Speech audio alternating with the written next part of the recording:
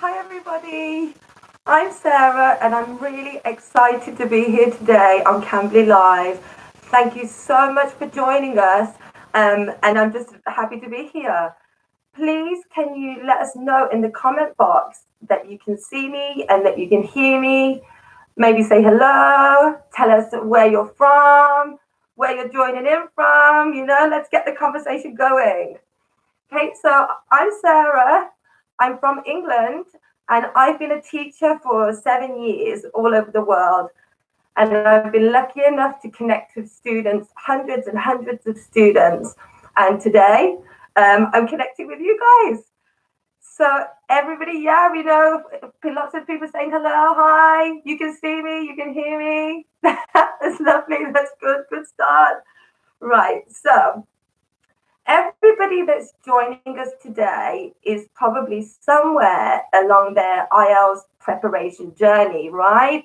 And it can be a super scary time. So I'm here today to give you some tips about what do examiners look for, and how you can help to prepare at home. Okay? Lots of people. I'm really happy. Thank you, guys. Thank you so much. So, first of all, what is IELTS? Okay, IELTS is the International English Language Testing System, and it's used all over the world to help people move, work, and study abroad. Okay, so how about you guys? You can tell us in the comment box. What is your motivation for doing the IELTS? Okay, are you looking to emigrate? Are you looking to get a new job? Are you going for a PhD? Tell us all what is your motivation. Okay, it's nice to share. Okay, and so IELTS it tests you on four skills: your reading, your writing, your listening, and your speaking. And we have IELTS Academic, IELTS General. Today we're focusing on the speaking part of the exam, which is the same for both. So whether you're taking the academic or the general, okay, this information is going to be useful for you. Right. So I want to start off by asking you what scares you the most when you think about taking your IELTS? What makes you feel the most nervous? What keeps you awake at night? Is it grammar? Is it part one of the speaking? Is it pronunciation? What is it that scares you? Okay. And I'm going to wait for your comments. So I'll read them as they come in. Okay. Vocab and grammar, judging by other people, sentence formation, fluency. So you guys, I want to start by telling you that you are one of 5 million people worldwide that takes the IELTS each year in 140 different countries. So you are not alone. Whatever you're scared of, someone else is going to be scared of it too. Okay? So we can use that fear to help in your preparation and to help you feel, ready to go in and ready to smash it. Okay? So today we're going to talk about what examiners look for when they're assessing you, when they're when they're examining you. And they look at 4 criteria. Okay? So 4 criteria. First of all, I'm going to give you the examiner lingo, but then we're going to get rid of that and we're going to just chat about it. Okay? So the 4 criteria: a lexical resource. Okay, this is vocabulary. It's your words. Okay, the words that you use. Okay, grammar. Grammar is a scary word for some people, but it's fine. Okay, fluency and coherence. This is how naturally you speak and how well you are understood. Okay, and pronunciation. Okay, pronunciation is how someone just said pronunciation in the box. Pronunciation. Okay, so we're going to break it down today, and we're going to look at the different criteria, what you can do to up your band score. What is it that the examiner is looking for from you? Okay, I'm sure you're all fantastic students. I'm sure you're all great. And so we're going to work together, okay? So first of all, I'm going to talk about vocabulary, right? Vocabulary are the words that you use. And the examiner is looking for you to be able to use a range of vocabulary appropriately. Okay, so what does that mean? What does that mean? Right. So they're looking for you to be able to use less common vocabulary, okay, in order to express your ideas clearly. Okay? Okay, so once again, guys, we're getting loads of questions, and there are some great questions. For example, is it possible to appear and save to apply during this crisis? If you go onto the IELTS website, I'm sure that they've got loads of information on what's going on. You know, I personally don't know because in each country the situation is different. But take a look on the IELTS website, and they should be able to do that. Right. So back to vocabulary. Okay. So. Sorry, give me a second. So it's to use less common vocabulary. For example, if you're describing something and you just say, it's very nice, it's very good, it's very, very fun, it's not really showing your ability to communicate in a more colorful way, right? So use words with care. Okay, I know there are lots of websites out there that have these long vocabulary lists of really complicated words. And I'm going to tell you that's not what you need. Okay, think about the context of your answer, right? If they ask you to tell a story, imagine how you would tell your friend that story. Would you use really overcomplicated long words just to sound good? Okay, so no, you wouldn't. So think about how you can naturally use the language to express the point that you're trying to make. Okay, is everybody with me? I hope so. Right, number 2. Okay, paraphrasing. What is paraphrasing? Paraphrasing is the ability to say something in different ways. So example, let me give you a good example. If the examiner asks you, what is your favorite food? And you reply to them, my favorite food is cheese. You've just repeated the question. In order to up your score, think about how you can change the wording to show that you've understood what they meant and you can reply in a different way. So example, one of my best loved dishes is, okay? Or if they say, what type of clothes do you like to wear? I would describe my fashion sense as, okay? So paraphrasing is the ability, and paraphrasing is really useful not only in speaking, but also in the writing and the reading and the listening too. Okay, good, right. One question that students ask all the time is it okay for me to use a word from my language, my native tongue, in the IELTS? And it's a tricky one because if there is no word that exists in the English language for it, maybe it's an item of clothing or maybe it's a particular dish, then you're going to have to use the name, right? But you can then paraphrase to explain what the thing is, showing off your English ability. That's what you're there to do, okay? You're there to show them how much English you know and how well you can use it. Right. And my final point about vocabulary, and then I'm going to answer some questions from you, is they look for range, okay? So this doesn't mean, like I said, knowing a lot of big words, but it's about having a rich vocabulary and using them in the correct context, okay? So avoid repeating words over and over again, okay? If you repeat the same word over and over again, then you're showing a restricted vocabulary. Okay, so change it up. Think of synonyms. Think of exciting ways you can describe the things that you're talking about. Okay, so guys, you can ask me some questions now. I'm going to put it over to the box. Do any of you have any questions or any ideas about vocabulary, about what they're looking for? Okay, so can people not hear me? Okay, guys, can you hear me? Yeah, practice. Thank you. Okay. So yeah.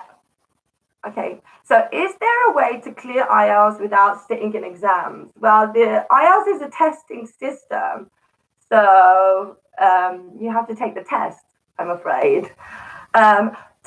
Someone asking ideas on topics, okay? So ideas on topics, if there are lots of great websites out there that list the topics, and they also have example questions, from the past, okay? So how to improve all of this for a basic student? If you are just beginning to learn English, my advice would be to study a general English course first also to get a strong foundation skill. Okay, you can do this through online classes, with Cambly tutors like me. There's lots of podcasts, there's lots of websites that can support you. But you do need a foundation in the language before you can up your band score, Okay, so asking if you can contact me. I'm going to tell you about how you can do that at the end of the class. Bear with me, okay? Right, how can I learn vocabulary more? This is one that students ask all the time. Different students are different, okay? Everybody is unique. So there are ways you can use flashcards, creatively use flashcards. Also, things like reading variety of types of text. You'll find words that you don't know. Make a note of the word. Maybe if you find a noun, you can look for does that noun have a verb form? Does it have an adjective form, an adverb? And then you've learned a group of words in one go. Okay? And with vocabulary, use it, else you lose it. Okay? So guys, thank you for your questions. And now we're going to do a little exercise here. I'm going to read to you an example answer. And in the comment box, I would like if you could please tell me your suggestions, okay? What do you think you could do to improve this answer, right? So the question is, tell me a little about your garden or a garden you know well, okay? So the answer is, well, I live in an apartment, so I don't have a garden. However, I have a favorite park.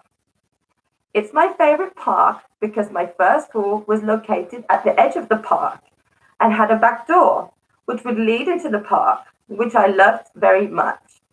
Okay, so in break or field trips, we would go to the park and we would always have like games and stuff like that.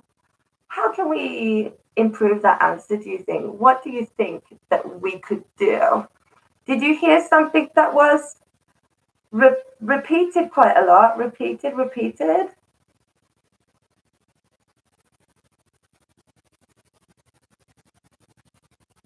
So did you hear the student use the word park, park a lot and repeat my favorite park.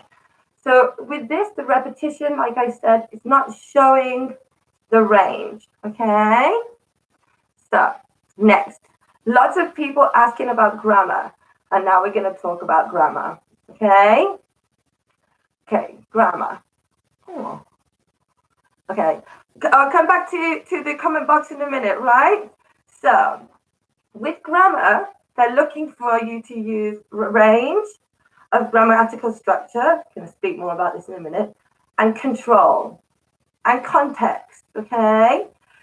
Don't worry about going in and having to use loads of complicated grammar if you don't feel comfortable doing it and if it's not in the right context, okay? To get a high score, you need to be using a mix of sentence structures. Okay, so simple, compound, and complex sentence structures. If you're not confident with this, there are loads of lessons out on the internet, resources on the internet. And I also think that Cambly do some live grammar classes too, so maybe keep an eye out for these too, okay?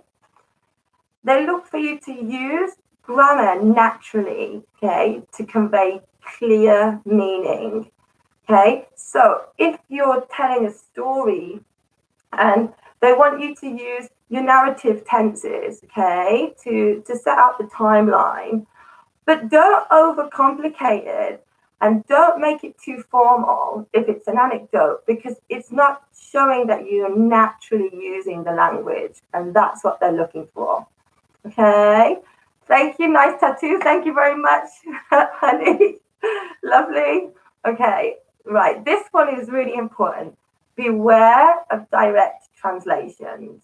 Okay, when you're in the exam, I'm going to talk about this later too, try to think in English, because sometimes it just doesn't translate, right?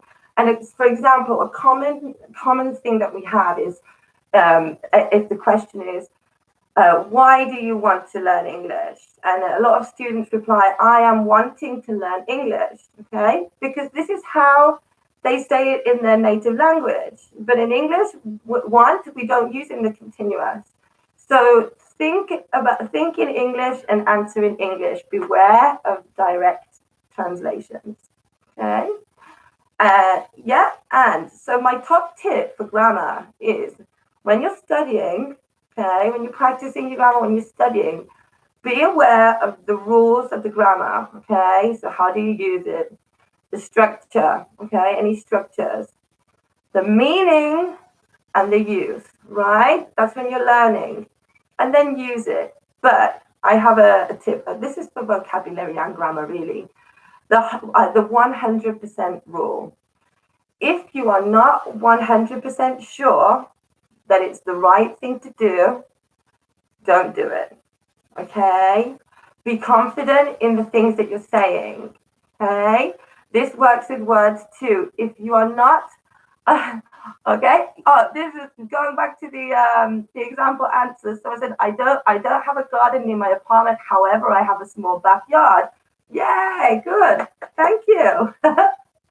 There's some great suggestions coming through. Well, we stay in an apartment. I'm very fond of a back house mini garden, but to compensate that, we go to the nearby garden every alternative day. There we go, guys. Doing great. Okay, yeah. So now I want you to ask me any questions that you have about the grammar, about how to, up your grammar, how to improve, or, sort of resources that we might have. Okay. Okay. Oh, we got someone here. Okay. Yeah, exactly. So if hi everybody, yes, still getting people joining us. Thank you so much for being here with us.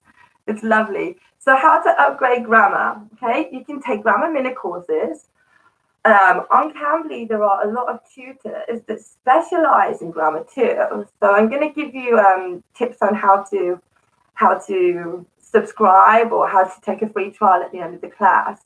Also, it's good to invest in a good grammar book. Okay, there's plenty of them on the market, and also skills like reading. I keep going back to reading, but it's a really useful skill because you see grammar in use and you begin to recognize patterns. And so, you might see something that says, I have been doing that, etc. And you'll start to see that, you'll start to recognize that pattern. And then you'll think, okay, I see why they use that. And, it's easy to remember. Seeing things in context really helps you to commit them to long-term memory. Okay? So, yeah, reading is super useful. Yeah, okay. Which grammar to learn for IELTS, right? There's a list as long as the day that I could give you that you could learn.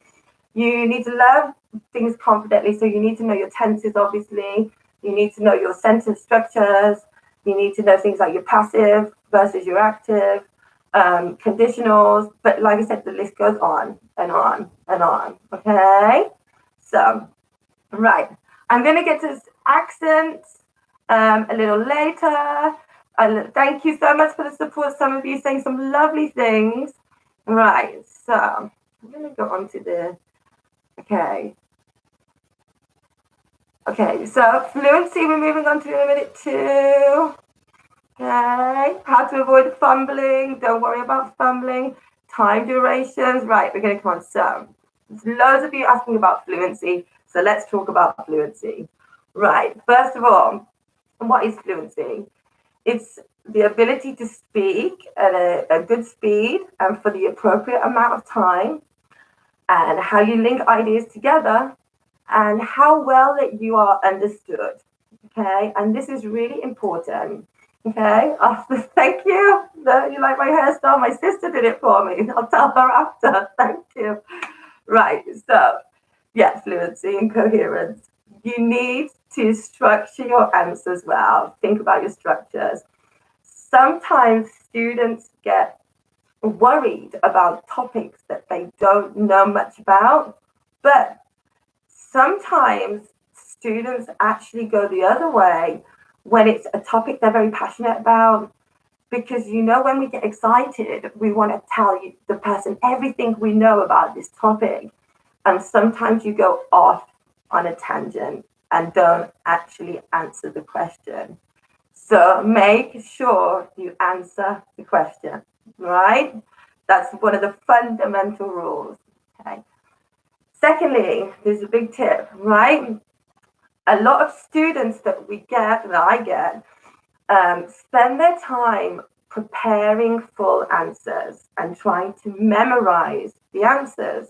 And this is not going to help you, because there are so many potential answers questions that you can get, that the chance of you getting that question on that day is really small. I mean, if you did, then well done to you. It's like finding a golden ticket for the Willy Wonka's chocolate factory. It's a very small chance.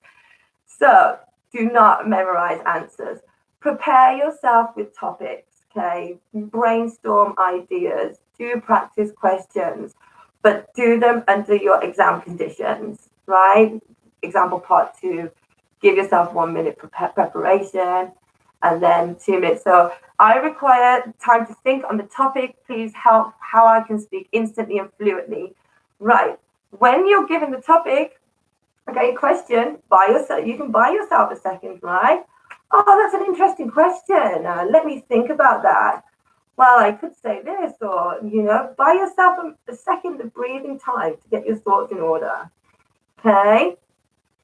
And don't stress too much, that people really worry about just the content of what they're saying, in the sense that, for example, if you're telling a lie, it doesn't matter. The examiner's there to listen to how you speak, not what you're speaking about, okay? If it's a topic that they ask you, for example, in part 3, and it's something you really don't know about, you can use like a signpost. That's not really something that I know about, but I could tell you about this, which is similar. Link it to your personal experience, but make sure you answer the question. Okay? Make sure you answer the question. Okay. A big thing students ask about is, can they make corrections about correcting yourself? Self-correction, right? If you make a mistake, move on. Okay? They're not going to give you marks for correcting your vocabulary or your grammar, because it affects your fluency. And you're going to get 25%, 25%, 25%, 25% for all the criteria. Don't prioritize grammar over fluency. Okay? So, it's really important. If you make a mistake with the meaning, you can correct your meaning, but make sure you do it like we said, paraphrase. So say, oh, actually, well, I'm not sure I explained that correctly. What I meant to say was, you're showing off your English skills again. So this is great. Okay. Right. So a lot of people are asking how to stop the translation part. Okay, so maybe a tip for this would be to um, find either foreign speaking friends, like native friends, native English speakers. If that's not available to you, find other people maybe in your community or at work that speak English too, and try to find ones that are a higher level than you, because it pushes you, challenges you. And from listening to them and responding to them, you are developing your skills too. And in time, you're going to start thinking in English to keep up, to catch up, Practice, practice, practice, use. Okay? Use it. Right.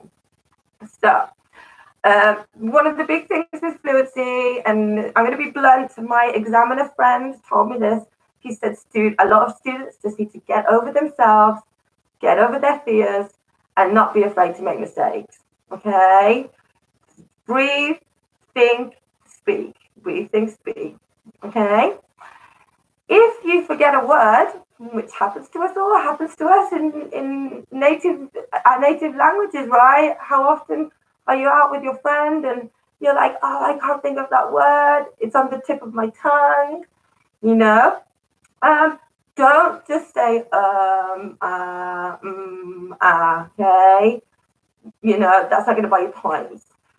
Think about ways you can use appropriate fillers to fill that gaps, right? Guys, time is going so quickly today, and I could talk to you all day about this, Okay, so I'm going to go to you. I'm going to look at some questions. Which can improve English more, reading books or watching English movies? Both, okay? But if you're watching an English movie, try and turn off the subtitles. Otherwise, it becomes a reading activity too, right? You want to test your other skills, okay?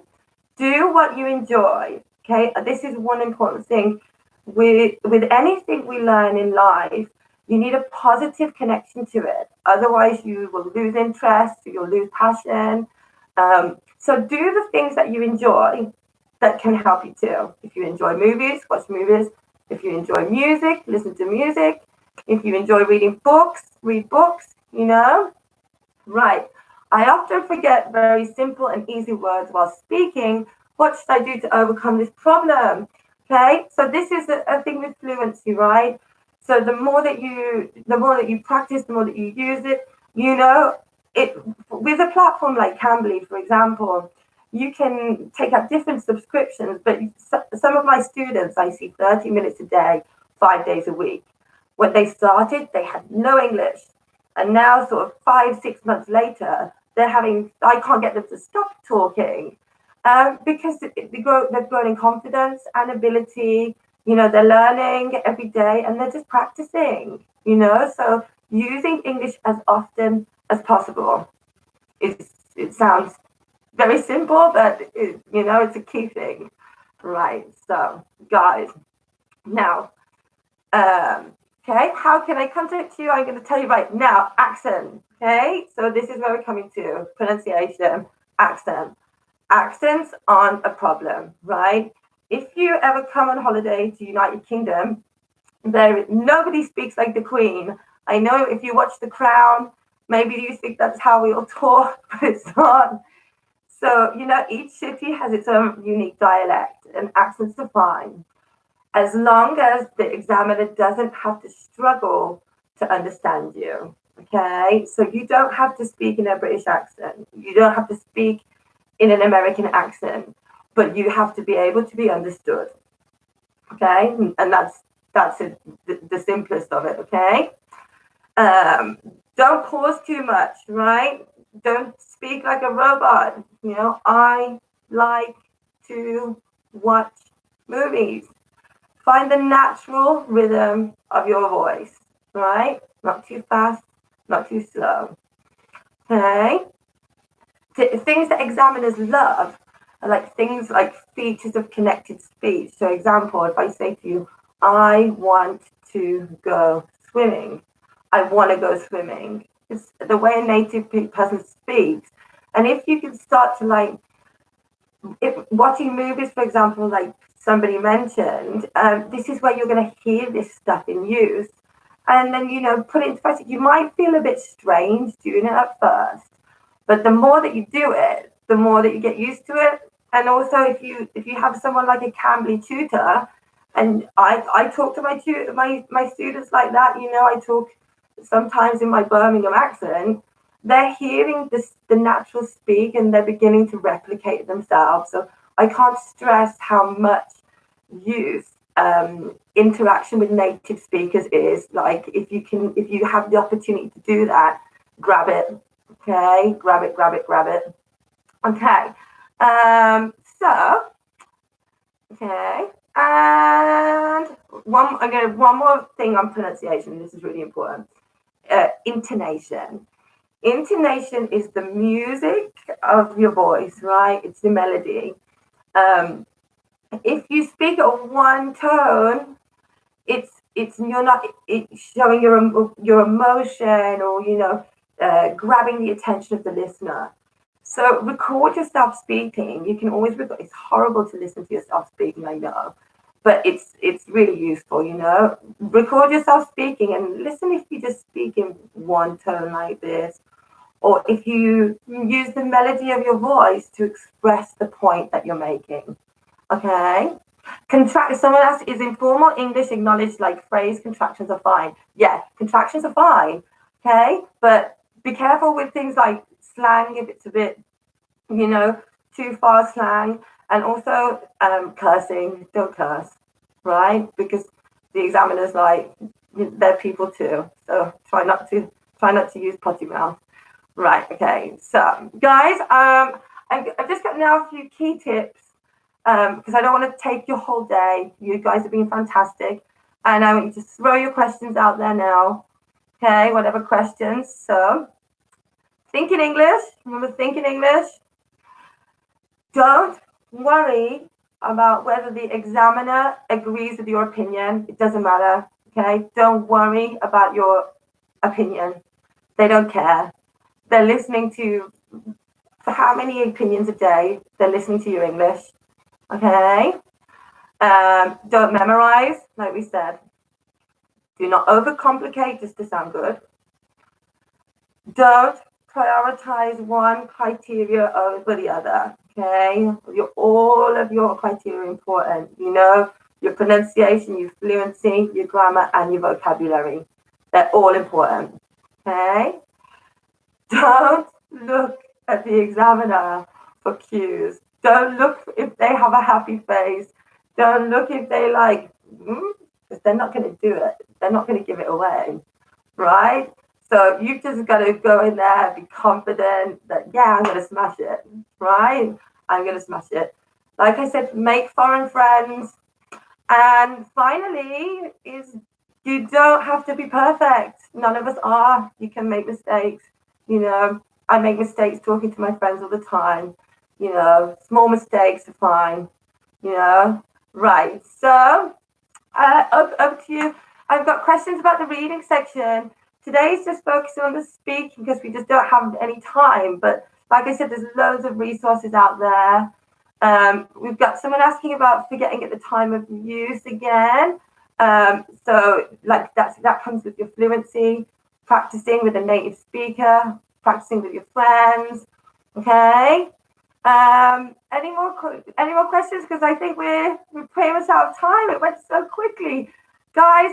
So I just want to say to you, here at Cambly, we enable students like you from all over the world to connect with native speakers like me 24/7, right? Whenever you're up, if you're up in the middle of the night, you can't sleep, you can get on Cambly, talk to us.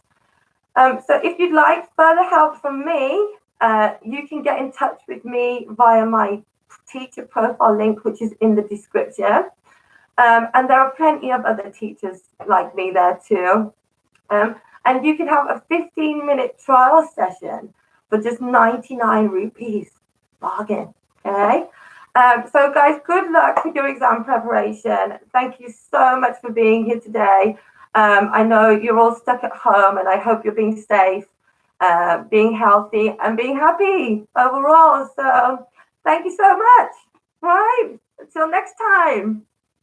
My name's Sarah, Sarah H, but you can find my link in the profile. But Sarah, lovely to see you. Thanks, guys. Thanks. Bye.